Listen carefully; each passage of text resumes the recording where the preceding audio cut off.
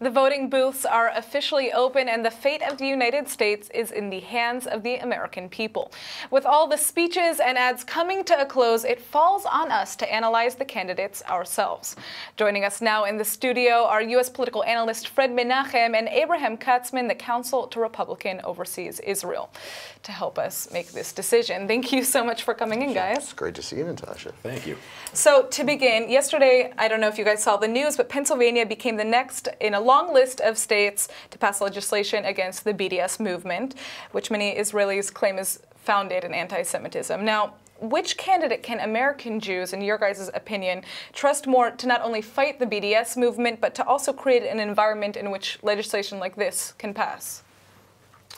Well, surprisingly, I think it's the Republicans. No, you take a look, for example, at the team that Donald Trump has put together. I recognize that Donald Trump himself might be a little bit of a blank slate, but at least you take a look at the Rudy Giuliani's and Mike Pence and Newt Gingrich and John Bolton and his special Israel aides, and these are people who are, these are A-listers when it comes to Israel support. I don't think that you have anything comparable on the other side, and I think that also you've got another problem, and that is that within the Democratic Party, unfortunately, once upon a time, support for Israel was really bipartisan, and I wish it were still the same, but I think there's been significant erosion among the Democrats. We saw it during the platform fight this summer. There was a motion to put language, in essence, condemning Israel for settlement policies and occupation. And it was rejected, but it got 44% of the vote, and the people who put it up were chanting "Free, free Palestine." That's not happening in the Republican Party. I wish it weren't happening among the Democrats either, but that's where we stand now. Fred, what's your take? Well, you asked a question about BDS, so we'll talk about that for a moment. And by the way, what I think was the best thing that you said was that Donald Trump is a blank slate. And the reality is we're talking about electing the next president of the United States, and I have a Donald Trump supporter sitting next to me who's claiming on television that he's a blank slate. That's concerning to me. As far as BDS, listen, at the end of the day, Hillary Clinton's record on Israel has been stellar.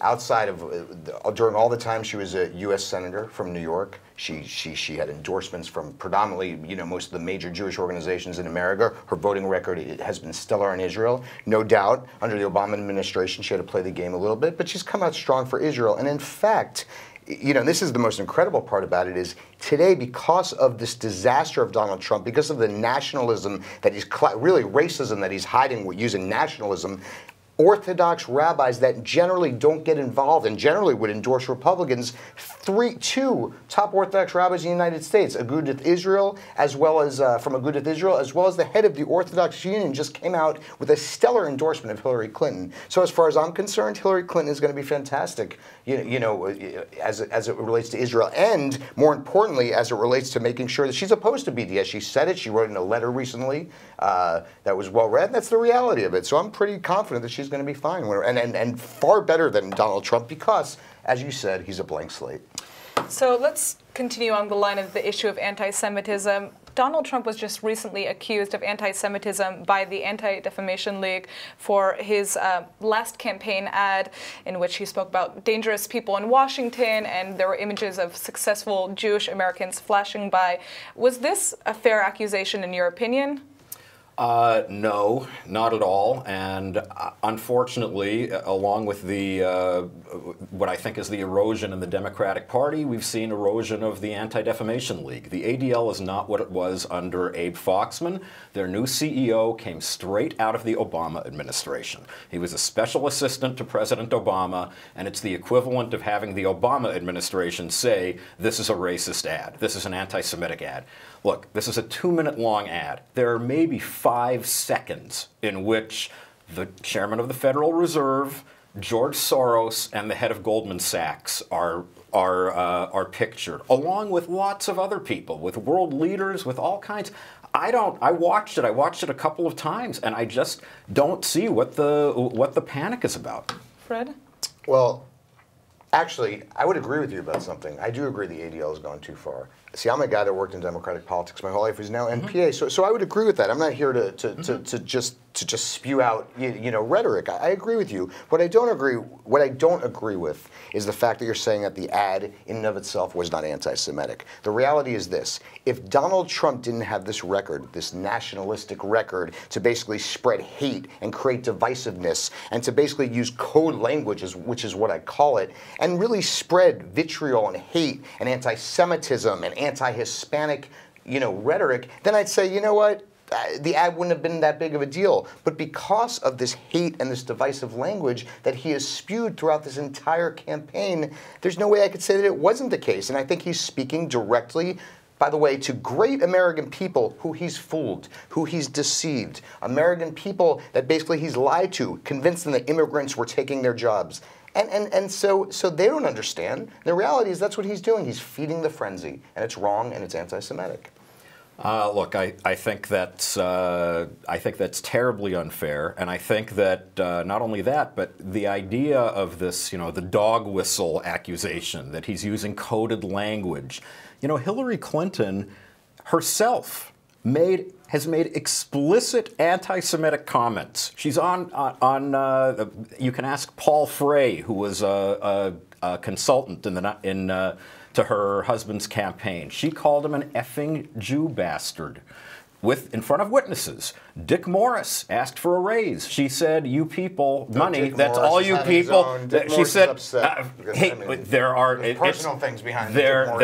Right. Anyway, she said to him, "Money. That's all you think about. All you people think about is money." And you can go down the line. The guard for 7 years in Arkansas. Larry Patterson speaks about all the times that he heard anti-Semitic comments coming from her. All I want to know, you can dispute them all. I'm just saying that all the people who are so panicky, all the people who are so panicky about some coded language, where is the investigation on the other side? Actually, in the defense of what you're saying, sure, things have been said, but I can tell you this: I worked for Bill Clinton. I know the Clintons. I've spent lots of time with the Clintons, not just for 5 minutes. I've spent, over the years and years, and I know for a fact, her record when it comes to anti-Semitism, her record when it comes to immigration, her record when it comes to supporting ethnic diverse groups. So yes, people say things come out in a public world. I mean, it's impossible for any of us, including Donald Trump. It's impossible, but this guy says things 24/7. That's the difference. And the difference is she has a track record. He doesn't. In his business acumen, there's been lawsuits, discrimination. I spent time with Donald Trump. I spent time with Donald Trump in Miami. Recently, in Doral, there's a whole issue. Over and over, people have had to hide from him. People have accused him of discrimination. This is not something that's happened once or twice. It's consistent. And by the way, when we look at somebody's record, we have to look at the record that's available. Hillary Clinton has a record of voting, right? But in this case, Donald Trump has a record of his business acumen. And the reality is, you put the two together, I think Hillary Clinton certainly is, not only is she the better candidate, but she's going to be the next president of the United States. Now let's talk about the Israeli Prime Minister for a second, who has made it his mission to not allow other Israeli leaders and ministers to provide their opinions about which candidate to vote for. The question is this policy of non-involvement the right policy to have right now, or should American Israelis be hearing the opinions of Israeli leaders? I think it's not a smart thing to have Israeli leaders, no matter how strong their personal opinions might be, make expressions about who they would prefer to be president. I'm sure they have opinions. I'm sure they have strong opinions. But it's really not the place of the Israeli government, speaking as the Israeli government, to express a preference for a particular candidate. On one hand, I agree with you. On the other hand, you can't pressure people, that are politicians, that, by the way, that are elected in their own right. Bibi didn't elect them. They're all elected on their own. They have the right to their opinion. If it's not an official opinion, I agree with you, but they have the right to opinion. They should be able to say whatever they want. This is a free democratic country as well, and our greatest ally. But at the end of the day, when it comes to, what you're talking about, it doesn't really matter what politicians are doing at this point, because every survey, including the most recent Pew survey, shows that the majority of Israelis support Hillary Clinton. Not American Israelis. Talking Well, about this. the only issue, though, is that we're seeing this poll that came out from iVote Israel saying that 49% of those surveyed did vote for Trump, even though the majority of the people said that they backed Hillary. Now, at the same time, we're seeing a situation where the majority of those voting for Trump are coming from the settlements, which is... Right. Correct. It's a skewed. Okay, there's two different surveys, and you're right. And we should look at all the information. There are lots of different surveys. This is one example. Right. And you have a valid point, but they did come from the settlement, so of course there's going to be a jaded opinion. The survey I'm talking about, it has nothing to do with voters, which is all of Israel to Pew, and we all trust Pew, very unbiased, nonpartisan organization, and clearly Israelis back Hillary Clinton, and that's the reality. Donald Trump scares them. If you look at the poll, they said they thought that Trump would actually be friendlier toward Israel, and nevertheless, they felt more comfortable with Hillary, even though she would be less inclined to be friendly to Israel because of her record that you talk about. Now, in these polls, okay, so Israelis said this. American Israelis who actually vote and who actually pay attention and who actually see what's going on in America a little bit closer than the random Israeli, and not entirely from the settlements. We're talking, 16%, I believe, live in settlements. The question is the percentage of American Israelis that are actually voting, right? Of Americans who vote. This is of Americans who voted through iVote Israel and I think the Overseas Voter Foundation or one of these other foundations. But there's an undercount there, but that's a different story. But there's an undercount in the poll also. In 2012. 22% of the electorate from Israel was ultra-Orthodox. In the iVote poll, it was 8%. It was an email poll, and lots of ultra-Orthodox don't use email, and the ultra-Orthodox vote was 85% Trump. If you add that together, you're probably dealing with something in the area of 60-40. I don't know if it matters at the end of the day, but that's the reality. All I think that matters is that obviously there's opinions on both sides, but it's not a legitimate poll in the sense of it wasn't done scientifically. And you just gave me the information yourself. So it's not necessarily realistic, but of course there's people on both sides. But the reality is this: America and Jews in Israel make almost half the population of our people.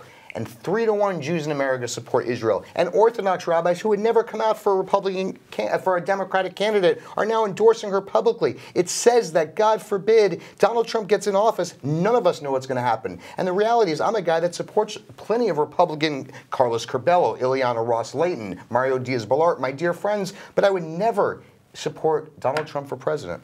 Okay. All right, guys. Well, we're going to have to end it here, and I guess we're just going to have to wait and see what happens. We're all anxious, I know. Yep. All right, thank you guys so much for coming in. Pleasure.